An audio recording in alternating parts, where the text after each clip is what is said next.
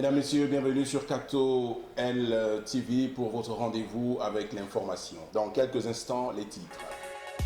106e journée mondiale du migrant et du réfugié. Cette journée sera célébrée le dimanche 27 septembre 2020 prochain sur le thème « Contraint de fuir comme Jésus-Christ ». Cela afin de mettre l'accent sur les personnes déplacées à l'intérieur de leur pays. Italie, vol d'une relique de Saint Jean-Paul II en la cathédrale de Spolète. Dans ce journal, nous reviendrons sur les détails de cette information. Conférence épiscopale du Gabon, les évêques du Gabon vont tenir une session extraordinaire dans le diocèse d'Oyem, c'est au nord du Gabon, du lundi 28 septembre au dimanche 4 octobre 2020 prochain. Dans ce journal, le secrétaire général de la conférence des évêques du Gabon nous fera le point sur cette actualité. Rétrospective, j'y arrive, de la semaine de clôture du jubilé des 175 ans de l'Église au Gabon. C'était du 25 au 30 septembre 2019, il y a un an. Enfin, les vacances les plus longues de l'histoire de l'école au Gabon, 6 mois déjà. Comment les uns et les autres s'organisent? Nous aurons quelques réponses dans ce journal. Mesdames, Messieurs, voilà pour les titres. Dans quelques instants, les développements. Mesdames, Messieurs, encore une fois, bonjour à toutes et à tous et bienvenue sur Cato LTV pour votre rendez-vous avec l'information. Je ne suis pas seul. Nadia Lucille, bonjour. Bonjour Edmond. Voilà, Nadia Lucille, 106e journée mondiale du migrant et du réfugié. Ce sera célébré le 27 septembre prochain, c'est-à-dire dimanche. Eh bien, cette journée est célébrée par l'Église depuis 1914 et nous en sommes donc à la 106e journée. Le pape François a adressé un message à l'Église universelle et aux hommes et femmes de bonne volonté sur le thème « Contraints à fuir comme Jésus-Christ, accueillir, protéger, promouvoir et intégrer les déplacés internes ». Pour sa part, eh bien, la Conférence des Églises européennes exhorte à la solidarité avec les migrants et en effet, une douzaine d'organisations religieuses mondiales et régionales, dont la Conférence des Églises européennes et la Commission européenne pour les églises, pour les migrants en Europe, ont publié devant la Commission européenne ce mercredi 23 septembre 2020, au moment même où cette dernière présentait le nouveau pacte sur les migrations, une déclaration sur la situation des migrants et des réfugiés en Europe, en rappelant la vocation chrétienne à accueillir l'étranger. La condition globale des migrants et des personnes déplacées. Parfois vrai, car ces faits nous viennent directement de ceux qui œuvrent pour et auprès de ces enfants de Dieu. Hélas, parfois faux, car la crainte est omniprésente, alimentée par la peur. Mais la vérité reste que ces personnes venues d'ailleurs sont parmi nous, dans nos communautés, nos églises, nos magasins et au travail. Ils ont leur propre histoire, une histoire qui reflète leurs expériences, leurs dons, leurs espoirs, leurs déceptions et leurs besoins uniques. Comment savoir être, faire et vivre côte à côte, sans aller vers eux, les bras tendus, à l'écoute et les yeux attentifs, pour chercher à comprendre et possiblement être invité par eux à cheminer avec et les accompagner pour enfin les reconnaître comme nos frères et sœurs qu'on n'abandonnerait jamais. Faire prochain pour servir. Dans la situation actuelle marquée par la pandémie, il y a bien des changements. Dans mon cas, dès le déconfinement, je fais une petite activité dans la cour de l'église Notre-Dame d'Afrique comme moyen de me faire prochain des voisins, des passants, des pauvres, à travers l'accueil, l'écoute et le service, tout en respectant les consignes de protection. Alors, petit à petit, cette activité nous rapproche et favorise l'humanité. Écouter pour réconcilier. Quand on prévoit rencontrer quelqu'un, on pense souvent à ce qu'on va lui dire. On a toujours plein de choses à raconter. Mais pour établir une relation juste avec les gens qu'on ne connaît pas, avec ceux qui sont différents de nous, le point de départ, c'est l'écoute. Écouter malgré tout ce qu'on a à dire, écouter même s'il y a plein d'autres sources de bruit alentour. Écouter leur histoire, écouter leurs espoirs, écouter leurs craintes, leur peur. Quand en paroisse on accueille une nouvelle personne, et surtout si elle vient de l'étranger, qu'est-ce qui est le plus important? Présenter nos services, leur expliquer comment ça marche ici, leur donner beaucoup d'informations ou écouter. Avec l'écoute, on peut connaître, on peut aimer, on peut se réconcilier.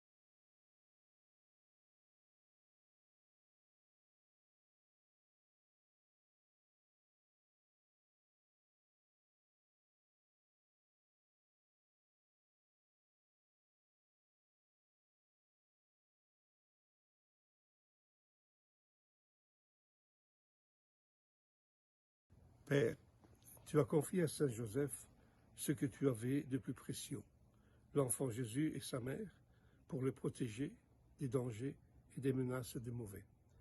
Accorde-nous aussi de ressentir sa protection et son aide, lui qui a éprouvé la souffrance de ceux qui fuient à cause de la haine des puissants. Fais qu'il puisse réconforter et protéger tous ses frères et sœurs qui, poussés par les guerres, la pauvreté et les nécessités, quittent leur maison et leur terre pour se mettre en chemin et chercher refuge vers des lieux plus sûrs. Aide-les, par son intercession, à avoir la force d'aller de l'avant, le réconfort de la tristesse, le courage dans l'épreuve. Donne à ceux qui les accueillent un peu de la tendresse de ce Père juste et sage, qu'il a aimé Jésus comme un véritable fils et qui a soutenu Marie tout au long du chemin. Lui qui gagnait son pain par le travail de ses mains, puisse-t-il pourvoir aux besoins de ceux à qui la vie a tout pris et leur donner la dignité d'un travail et la sérénité d'une maison. Nous te le demandons par Jésus-Christ, ton Fils, que Saint Joseph, sauvant en fuyant en Égypte, et par l'intercession de la Vierge Marie, qu'il aima en époux fidèle, selon ta volonté. Amen.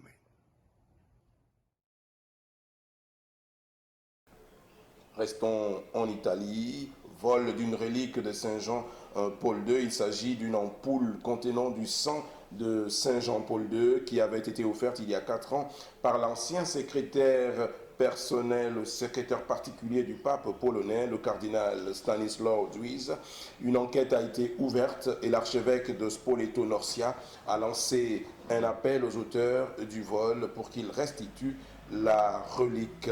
Nadia, nous espérons que les choses se passeront exactement comme dans le cas du vol de l'ostensoir de la paroisse des Rois Mages d'Akébé, c'est dans l'archidiocèse de Libreville, au Gabon.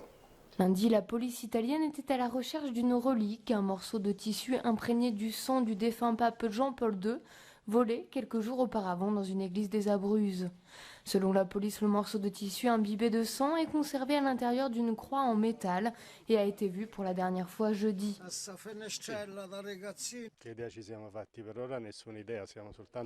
Nous n'avons pas encore d'idée sur les raisons qui ont motivé ce vol. Pour le moment, nous nous sentons très attristés, d'autant que c'est un moment délicat parce que nous nous préparons pour la canonisation de Jean-Paul II et ce sanctuaire est le premier qui lui soit dédié en Europe. C'est une grande tristesse. Au nom de l'archevêque, j'invite tout le monde à prier et je remercie la police qui mène son enquête. Ringrazio, qui ci sono le forze dell'ordine, i carabinieri che stanno facendo la loro inchiesta, saranno loro che ci faranno sapere qualcosa. Le pape Jean-Paul II est mort en 2005 et sera canonisé lors d'une cérémonie au Vatican le 27 avril. Voilà, conférence épiscopale du Gabon. Nadia, les évêques se retrouvent en session extraordinaire à Oyem, c'est dans le nord du Gabon. Effectivement, Edmond, comme vous l'avez dit, une session extraordinaire des évêques du Gabon à OIM qui va se pencher, entre autres, sur l'enseignement catholique. L'abbé Michel Bengon, secrétaire général de la conférence des évêques du Gabon, il est au micro de l'abbé Serge Patrick Mabikassa. Je suis monsieur l'abbé Michel-Ange Bengon, Otunga, secrétaire général de la conférence épiscopale du Gabon. Je viens ici pour annoncer l'ensemble des fidèles chrétiens, aux personnes de bonne volonté, que les évêques du Gabon vont se retrouver à OIM, précisément du 28 septembre jusqu'au 4 octobre, pour une session extraordinaire conformément au statut de la conférence épiscopale. La dite session va se tenir à OIM sur certains points laissés en suspens lors de la dernière rencontre de mars dernier. Vous vous rappellerez qu'en mars dernier, nous sommes retrouvés à Libreville pour parler de l'enseignement catholique au Gabon. Et cette conférence n'était pas allée à son terme à cause de la situation sanitaire que nous connaissons aujourd'hui. Vu que la situation semble s'améliorer, les évêques ont décidé de poursuivre encore une réflexion sur l'enseignement catholique au Gabon et sur d'autres points que je ne pourrais pas pour l'instant dévoiler ici. Vous l'avez suivi, mesdames, messieurs, cette session extraordinaire de la conférence des évêques du Gabon qui se tiendra donc du côté du Septentrion, c'est dans le nord du Gabon, diocèse d'Oyem plus particulièrement, abordera les questions relatives à l'enseignement catholique au Gabon et bien d'autres questions. Nadia Lucille, rétrospective de la semaine de clôture du jubilé des 175 ans de l'Église au Gabon, j'y arrive, une semaine pleine en action de grâce. Oui, Edmond, une semaine riche en événements et en actions de grâce. Cette semaine de clôture du jubilé des 175 ans de l'Église au Gabon a débuté le 25 septembre 2019, il y a un an, jour pour jour. Il y a eu un concert dénommé Magnificat à l'église Saint-Michel de Kimbo. Le jour suivant, plusieurs catéchèses thématiques ont été animées dans les paroisses. Le 28 septembre 2019 était marqué par l'action de grâce de la famille spiritaine commémorant l'arrivée du Père Bessieux et du frère Grégoire. Ce même jour, nous avons participé au vœu perpétuel du frère Florentin, missionnaire spiritain gabonais. Et le 29 septembre 2019, c'était la messe de clôture nationale du jubilé des 175 ans de l'Église au Gabon, ceci au Palais des Sports. Le 30 septembre, une messe d'action de grâce avec tout le comité d'organisation et les prêtres jubilaires de l'archidiocèse de Libreville a été célébrée à la cathédrale Notre-Dame de l'Assomption. Voilà, Nadia Lucille, 175 ans d'évangélisation de notre pays, le Gabon, c'est des moments qui vont nous marquer, qui vont marquer et d'autres générations après nous que les festivités marquant donc le jubilé de ces 175 ans de l'Église au Gabon. Restons au Gabon, pandémie du Covid-19 au Gabon, Nadia, nous nous rapprochons de la barre des 9000 contaminés. En effet, selon les données produites par le COPIL en date du 23 septembre 2020, sur les 157 828 prélèvements effectués depuis mars dernier, le Gabon enregistre aujourd'hui près de 8 716 cas testés positifs. Et sur les 5 727 prélèvements effectués le 23 septembre dernier, le COPIL enregistre 12 nouveaux cas positifs. Les autorités sanitaires continuent de prescrire l'application des mesures barrières suivantes: porter un masque dans les lieux publics, se laver fréquemment les mains avec de l'eau ou du savon ou un gel hydroalcoolique. Respecter la distanciation sociale, au moins 1 mètre. En cas de toux et d'éternuement, il est conseillé de se couvrir la bouche et le nez avec le coude fléchi ou un mouchoir. Jeter immédiatement le mouchoir et se laver les mains. Voilà, des mesures salutaires afin d'arrêter la propagation de ce virus mortel.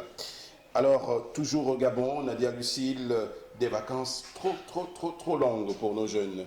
Effectivement, comme vous l'avez dit, Edmond, la pandémie du Covid-19 a contraint nos enfants à rester à la maison, et ce, depuis 6 mois déjà. C'est trop long et ennuyant. Parents et enfants doivent redoubler d'ingéniosité afin de tirer le meilleur de ces vacances entre cours de rattrapage, travaux à la maison et jeux. En scène, Mikala, reportage. Bonjour, je m'appelle Flore. Les vacances, là, on s'organise en fonction du temps. On a commencé les cours avant de déménager. Ça veut dire que lundi, mercredi et vendredi, on est au cours de soutien. Donc, on peut faire un ménage mardi et jeudi. On s'organise pour laisser la maison propre, faire la cuisine, le ménage. Et les cours de soutien, c'est bon, ça va. On apprend les choses qu'on n'a pas vues pendant l'année scolaire, qu'on n'a pas terminé l'année. Donc là, on fait les cours. Aujourd'hui même, il y a devoirs. Même si je ne comprends pas bien, mais je vais quand même me connaître parce que je suis intelligente. À la maison, là, on parle beaucoup avec maman, surtout avec maman. On parle des choses qui nous dérangent, des choses qui la dérangent. Depuis mon anniversaire où j'ai pris 12 ans, j'ai pris beaucoup d'initiatives pour ma vie. J'ai décidé de bien m'habiller. J'ai décidé d'être plus ouverte avec les autres, que j'aime bien. J'ai décidé aussi d'être plus gentille avec les gens comme mon petit frère. J'essaye, même s'il peut des fois être un peu taquinant. Les vacances là, ça m'a vraiment apporté beaucoup. On a vécu des expériences vraiment inoubliables, quoi. On a approfondi aussi notre foi à l'église. Parce que je devais prendre les sacrements cette année, mais je ne peux plus. Je crois d'abord au début de l'année, je ne me sentais pas encore prête à prendre les sacrements. Mais là, je sais que j'ai envie de prendre les sacrements. Là, je voulais juste prendre les sacrements comme ça pour finir. Mais là, je sais que là, les sacrements, j'ai envie de prendre ça et de communier et partager avec Jésus. Je m'appelle Sarambe Naomi Ornilaweli. Travailler puisqu'on n'a pas fini tout le programme de l'année scolaire. Et ensuite, comme je fais toutes les vacances, jouer, tout ce que les filles de mon âge font. Les sciences, maths, SVT et physique-chimie. Travailler parce que travailler c'est bien et amusez-vous parce que si on ne s'amuse pas à travailler, c'est pas aussi amusant.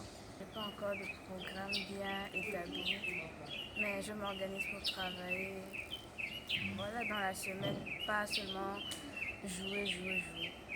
Voilà, mesdames, messieurs, vous l'avez observé, les parents et les enfants tentent tant bien que mal de meubler ce long temps de vacances. Mesdames, messieurs, ainsi s'achève l'édition d'information de ce jour. La Sainte Église, notre Mère, célèbre aujourd'hui la mémoire de Saint Firmin et nous pensons tout spécialement à l'abbé Firmin Assoumezui dans le diocèse d'Oyem, en retraite avec l'ensemble du presbytérium de ce diocèse autour de leur père évêque, son Excellence Monseigneur Jean-Vincent Ondoyen, en vue de la rentrée pastorale 2020-2021. Nadia Lucille, quelques numéros utiles. Oui, nous avons le numéro de police secours, le 177, le numéro du SAMU, le 011 76 08 73, le numéro des sapeurs-pompiers, le 18, et enfin la sécurité publique, le numéro 13. Merci Nadia Lucille. Prochain rendez-vous avec notre édition d'information sur Cato LTV Gabon. Ce sera le lundi 28 septembre de l'an de grâce 2020 à la même heure pour présentation de l'édition de ce jour.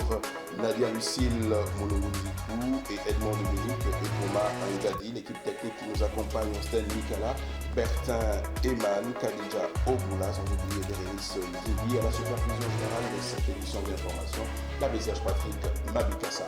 Ensemble en marche vers les 200 ans de notre église du Gabon, gardons la foi, l'espérance et la charité.